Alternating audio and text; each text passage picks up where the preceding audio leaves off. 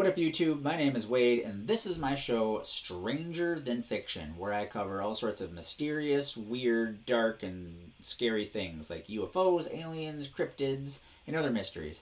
I have a very important message today to give to you guys. One, because I believe that education is very important, and two, because it could be offensive or insensitive to people.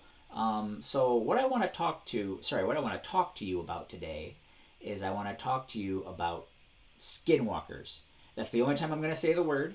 From here on out, I'm going to say shape changer. Okay?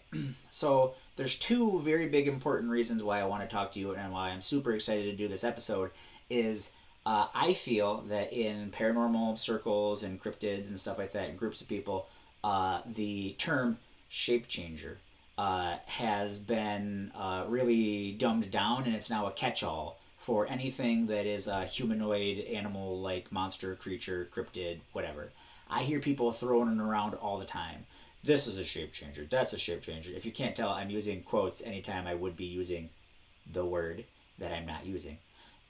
um, and it really bothers me because, like, when you see a whale, you don't say, "Oh, look at that octopus." When you see a dog, you don't say, "Look at that horse." Like, stuff means things. Words have specific meanings. So please don't just see videos of things and call all of them shape changers when they're not in fact. So I'm going to give you some information today because I this is my soapbox, and it bothers me when people call things shape changers when they're not shape changers. So the second very big important reason that I want to get this information out to elevate and educate people is that using that word that I'm not using is actually a very sensitive topic for indigenous peoples, the Navajo, because the shape changer that we're talking about is a Navajo word. It's a Navajo belief, and I'm going to use the word legend, but at the same time, it's not legend in the sense that we have legends. It's a historic story for them. It's a very real thing for them. I know people of Navajo descent personally who won't use that word because they were taught by their elders not to use that word. So that's kind of where I'm coming from. If you're talking to some people and they happen to be of indigenous descent and you're throwing that word around, it makes them nervous. It's inappropriate. They don't like it. They don't want to talk about it. And so I want to educate you so you don't put yourself in a bad position and put your foot in your mouth. Anyways, so the word, and I'm not going to try to pronounce the word out of respect. That is the word in the Navajo language. And what it actually means is by means of it that goes on all fours. By means of it that goes on all fours. Okay, so there's a lot of stuff to digest here. So what is this all about? Like I said, it's from the Navajo culture. It's a Navajo belief. So they have medicine people, medicine men and women that are healers that do their magic and their spiritual powers. Okay, those people, medicine men and women and healers, the people that practice that magic and that spirituality, those are the good guys. Those are the good people who help people and heal people.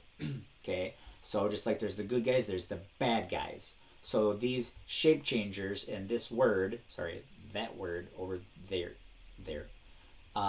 is the word for the bad guys. Okay, so they're evil shamans or evil witches that do bad things. They hurt people. They curse. They do curses. They make people ill. Okay, they are the bad guys. And so much so that speaking the word and talking about the word is a bad omen. It's bad luck. And sure, the whole luck part might be superstition, okay, but they don't talk about it because talking about it invites it. So it's they don't want to give it any more power than what it already has. Okay. So it's of Navajo descent.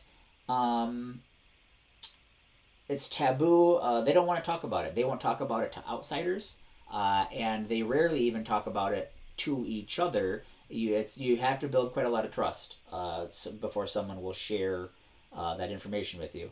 Part of the reason why they're taboo is traditionally Navajo people only wore the skins of sheep and bucks.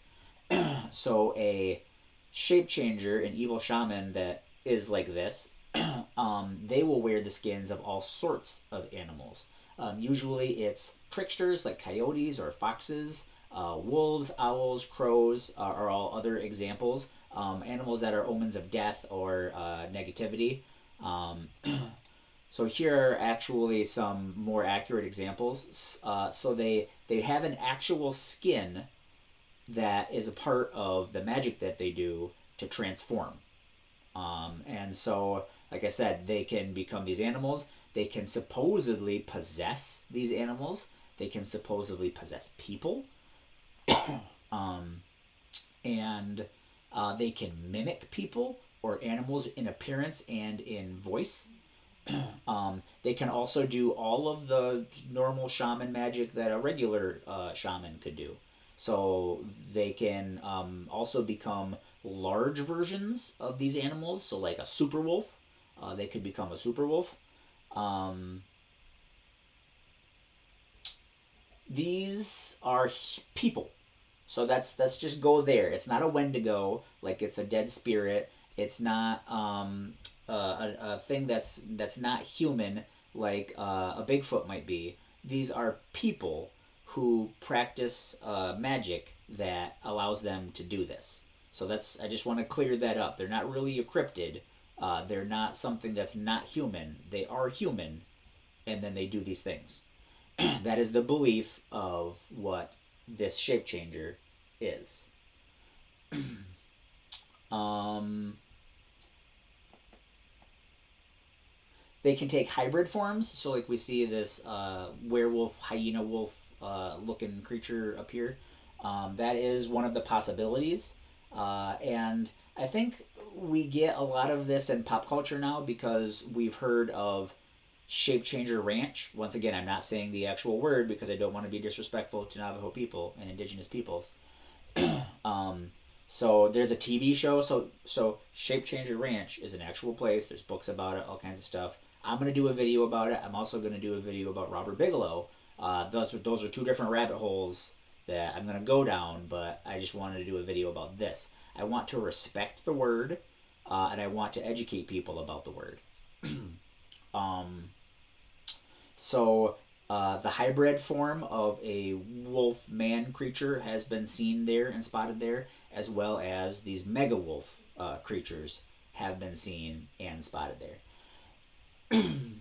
So like I said, it's a famous place with a lot of famous paranormal history. Also, there's currently a TV show about it, and there's a crap ton of evidence collected by Robert Bigelow's scientists that were there for over a decade, and that organization was called NIDS.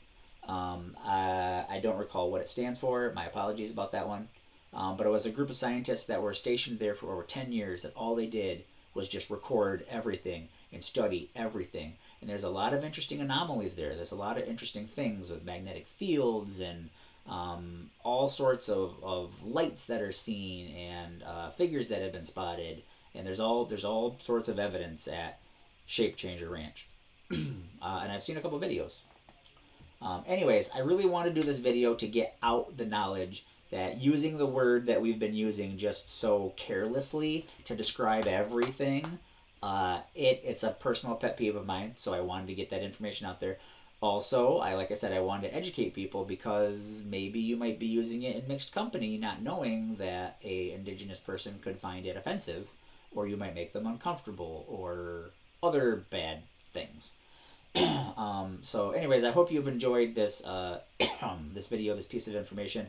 We here at the Dragon's Lair understand that you are probably a pretty busy person with significant others and kids and dogs and school and work and all sorts of things. So you could spend your time anywhere on YouTube, and we want to say thank you for spending your time here with us at the Dragon's Lair.